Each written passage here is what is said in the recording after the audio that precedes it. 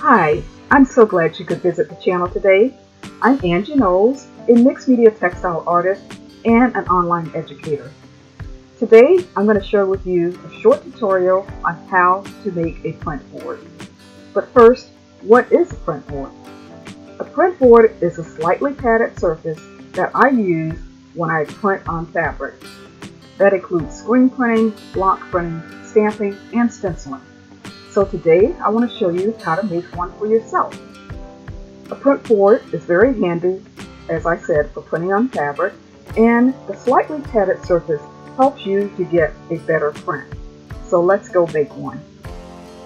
Okay, let's start with the material that we will be using to make our print board.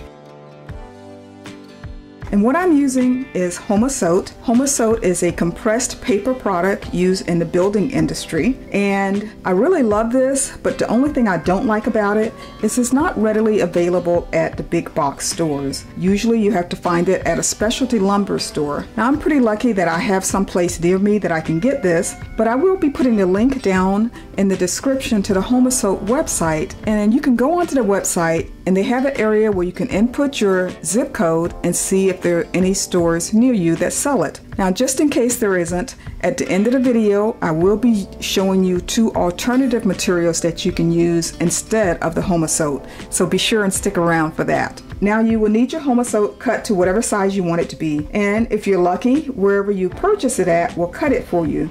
Mine doesn't, so I have to cut it myself. You can cut it with a utility knife, or you can use a jigsaw. Both work just fine. The utility knife is less messy, but it takes a little bit longer. The jigsaw cuts very fast, but it makes quite a bit of mess, so be prepared for that if you use a jigsaw. You will also need some felt to add a little bit of padding to the board. Optionally, you will need an additional fabric to cover the board, or you could just leave it covered in felt. I like to cover it with an additional fabric that has a smooth finish.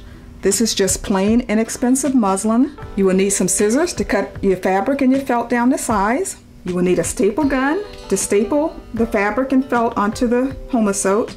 And the staple gun that I use is by Arrow. It's their T27 model. And I really like this because you don't need a lot of hand strength to use it. You will also need some staples to go along with it, and possibly a staple remover to remove any staples that you get misplaced. Although this is truly optional because the staples come out of the Homosote very easily. They hold very well, but when you need them to come out, they come out very easily, unlike some other materials. So once you gather everything, now we can start putting together the board. So let's move on to that. Start out by laying your felt on the table and making sure it's smooth and that there are no particles of any debris on the felt, because if there's something on it, when you go to print, that will project through onto your print. So make sure it's nice and clean on the side that will be facing the print board. Now center the Homosote over the board, or over the felt, please. And then what we're going to do is just take and place a staple in the center of each side. And you want to staple on the opposite side, and you want to pull the felt snugly. Now we'll do the same thing for the two remaining sides. Just staple here and turn it around, another staple exactly opposite across from that. So now we have the three centers aligned, and I do the centers first because I want to make sure I don't get the fabric a little bit off, you know. And then I turn it around and make sure that it's nice and smooth and it's not twisted. And once I'm happy with that, I can start stapling on each side. I want to staple from the center out, leaving about an inch in each corner unstapled. So start in the center and work your way out to the corners. You want to pull the felt, you want to pull it snugly. Don't go all the way to the corner.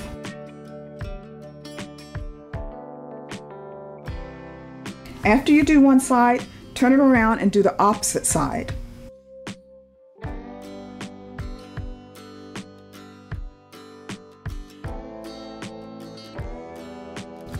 Now do the same thing for the two remaining sides in exactly the same way. From the center out, leaving about an inch unstapled on both sides.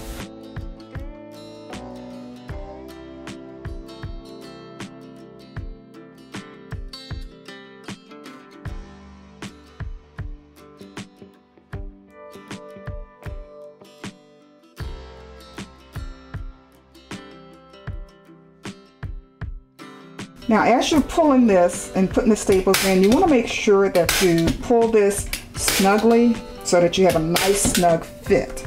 Okay, so you have all 4 sides stapled except for the corners. So now we'll tackle those corners, and sometimes this can be a little problematic for some people, but I'll show you an easy way to do this, okay? So I'm going to turn it so that the corner is facing me. Now I'm going to take the corner of the felt and I'm just going to pull it in directly opposite the corner of the Homosote. I'm going to put a staple in it right down the middle. Now take a look at what's happening here. These corners are practically forming themselves, so you don't have to do anything except for fold it in and staple it, and maybe another staple, okay? And it's easy to do this if you don't staple all the way to the corner when you're doing the sides. That's why I had you stop about 1 inch from each corner. So we'll do the 3 remaining corners, pull that corner in directly opposite the corner on the Homosote, staple,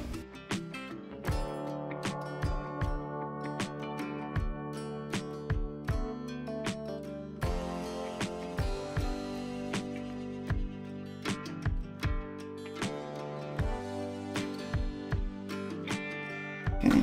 I'll get rid of some of that.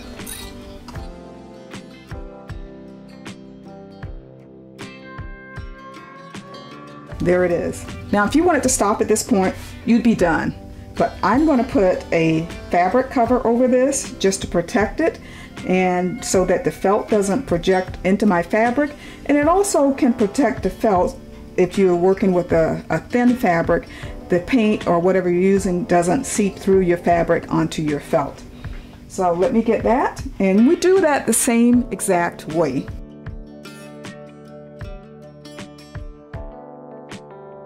Again, I want to lay my fabric down on the table.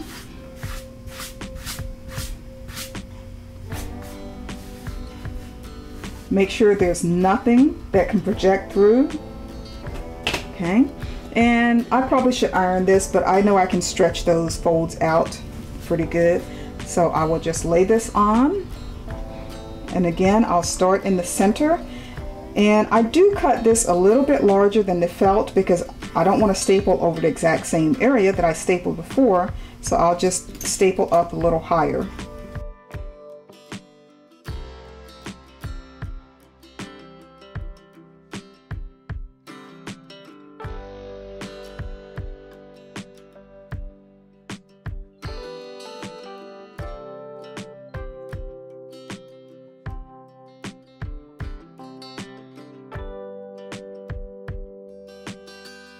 Okay, so that's all done. Turn it over, and here is our finished print board. So this is really great for whenever you want to do any surface design or printing type techniques on fabric. So you have a slightly padded surface, and that's gonna make your print turn out much better than if you were printing on just a hard surface like my tabletop here. So we've used Homosote, but what if you can't find Homosote in your area? Well, let me show you 2 other ideas that you can use instead of Homosote.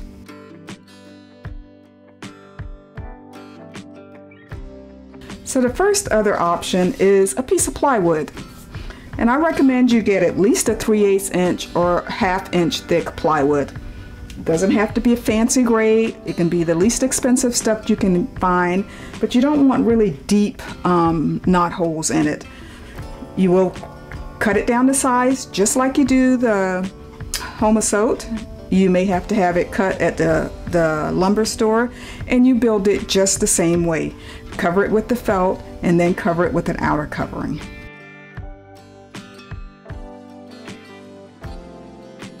The other option is to use a piece of foam insulation board. This is what they use to insulate buildings where they don't necessarily have access to the studs. You can just attach this to a flat wall. So this is about a 1/2 inch thick. I don't know if you can see that. It does come thicker and 1 inch, and it's basically a compressed foam product, and it has a silver paper coating on one side and a white paper coating on the other side. I used this for a number of years before I discovered the Homosote, and it works just fine. But the main thing I didn't like about it is it left all these little pinholes, and the pins didn't really grab totally tight when you pinned your fabric to it.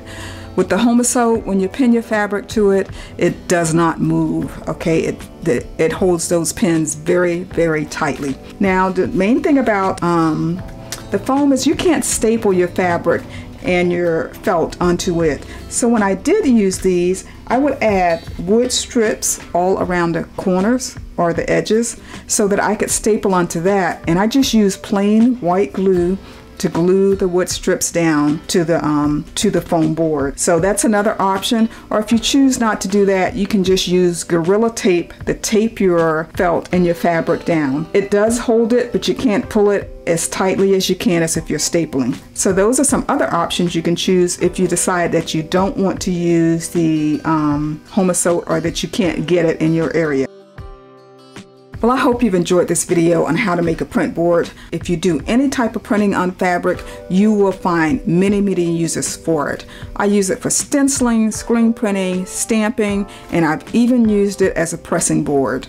Well, if you've liked this video, I hope you go ahead and give it a big thumbs up, and go ahead and hit the subscribe button and that bell so that you can be notified of when I upload new videos. Thanks again for stopping by, and I hope to see you again soon.